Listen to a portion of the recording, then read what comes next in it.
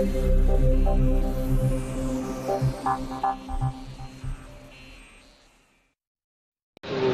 آپ سب کا تہ دل سے مشکور ہوں، اسپیشلی ٹائیگر فورس کے نوجوانوں کا، تمام لوگوں کا میں تہ دل سے مشکور ہوں کہ آپ ایک میسج کے اوپر، ایک کال کے اوپر یہاں پہ تشریف لائے ہیں۔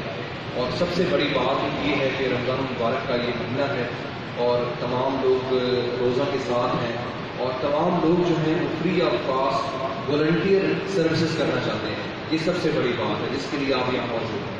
تو میں اس حوالے سے آپ سب کا تہ دل سے مشکور ہوں۔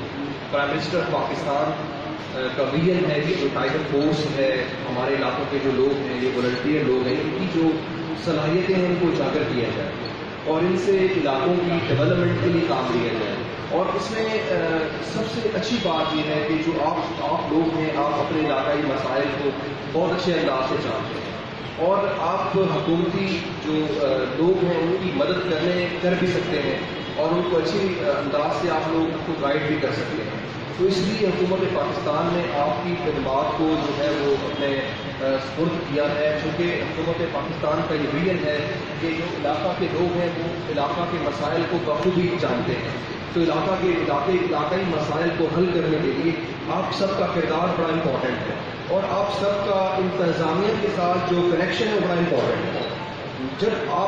جب انتظامیہ کا آپ کے ساتھ اور آپ کے انتظامیہ کے ساتھ ایک اچھا پازیٹیو ریلیشن ہوگا تو آپ کے جتنے بھی مسائل ہیں وہ آٹومیٹکلی ریزالو ہوں گے۔ اور اس میں مسائل کے حل کے ساتھ ساتھ آپ لوگوں سے کام کروانے کے ساتھ ساتھ اس کا مقصد قطعاً یہ نہیں کہ آپ لوگوں سے کام کروانا یا آپ سے کام لینا۔